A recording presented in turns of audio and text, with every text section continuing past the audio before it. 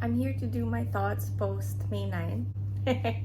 It's such a stark contrast from the video I took on the 10th of May.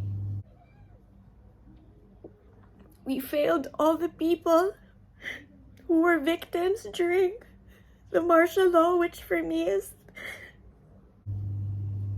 So today we are a bit more upbeat, a bit more hopeful, and a bit more optimistic about, the turnout. This is not to say that I'm expecting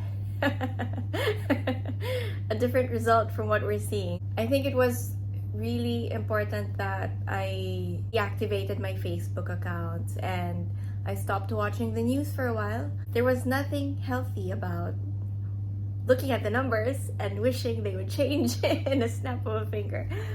But yeah, that's not what we're here to talk about. I figured I should make this video anyway. Some things just really need to be said. So to start, I want to state the obvious and thank everyone who has chosen to be on the right side of history, despite historical revisionism and so much disinformation being so reachable to so many of us. Nagpapasalamat ako kasi hindi tayo nagpaloko sa mga gusto tayong lokohin by revising our history, which is such a crime. Being done right under our noses and right to our faces. When it comes to history, there's no such thing as wrong or right. There's only the truth. And it's not subjective in this case. So I really pray that we find out ways to be able to fight this because it's serious. And inumpisahan na actually yung I can see, inumpisahan na yung pag-attempt nila to erase that part of our history. So yung mga mulat sa katotohanan, I hope that we get to work on something collectively because it's not an easy thing to fight. I think I'm coming to terms then that this is not a battle that could be won in one way.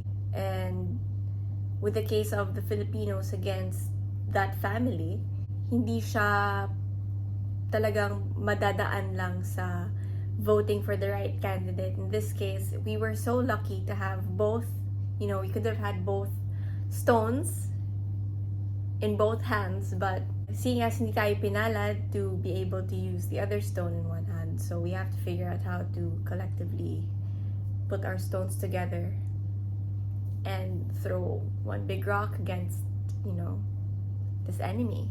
In this case, it's not just one person, it's not one family, it's a lot of them. For me, the biggest thing talaga for us to be able to fight for our future and the future generation is matigil na yung historical revisionism. We cannot allow that to happen in our lifetime.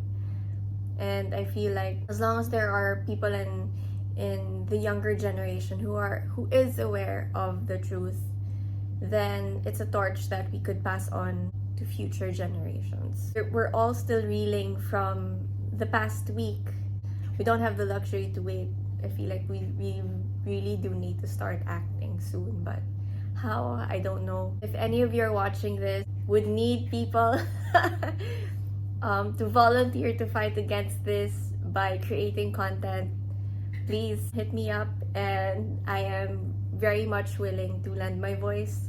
It's important that we remember what we were fighting for in the first place. In this case, it's so many things that come with just fighting for the country in general. I know it sounds very vague and parang napaka-general ng statement, but if you're a Filipino, you know what I'm talking about. So that's one thing I really hope we don't forget because it's kind of easy to get lost in the rage that we're all feeling right now. And that's normal. All our feelings are valid. So sabi nga ni VP Lenny, and something I've also done before she went on air, was kailangan natin namnamin talaga yung sakit na nafe-feel natin. Because we could also turn that into fuel to doing what we think we should do to fight all this. And at the same time, na ma-fulfill din natin talaga yung mission natin of why we're voting for her in the first place, or why we voted for her in the first place. And that is to just make our country better, iangat yung mga sarili natin.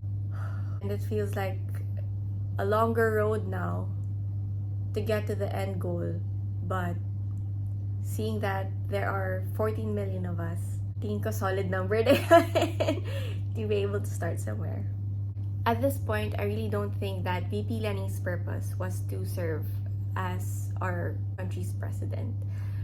I have a feeling na yung purpose niya is much greater than that. She's already fulfilled a part of it, and that is to remind us and I guess to show us what it means to be a Filipino and what it means when we all unite.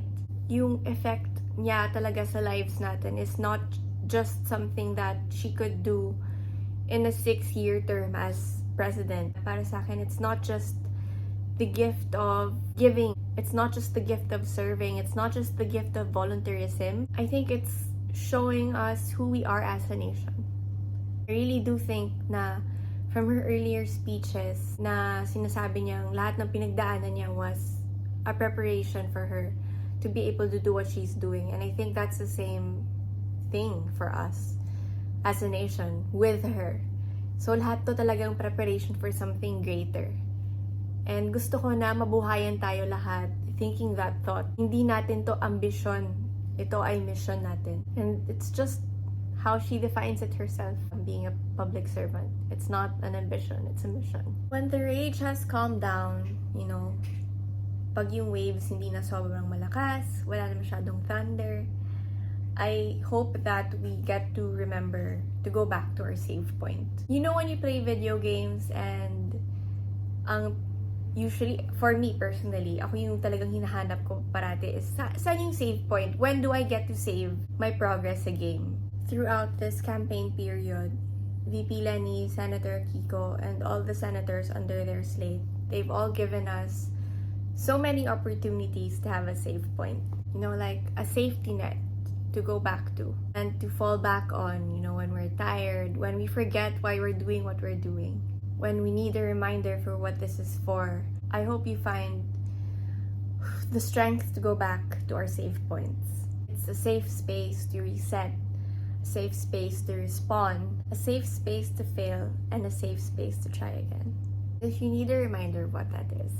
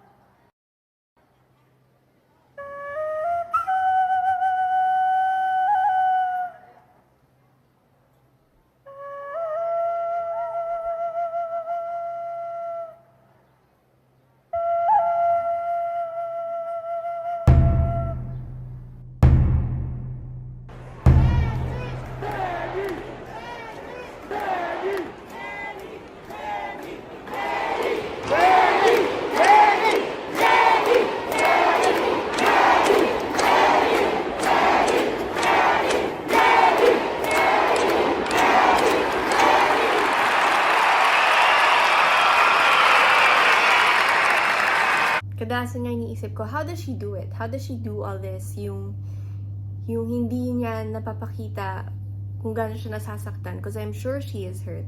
Kung gaano siya karadikal magmahal. Paano niya nagagawa yan? Paano niya nagagawang hindi pansinin yung mga masasakit na sinasabi about her? To just have this heart that wants nothing more but to give and to serve.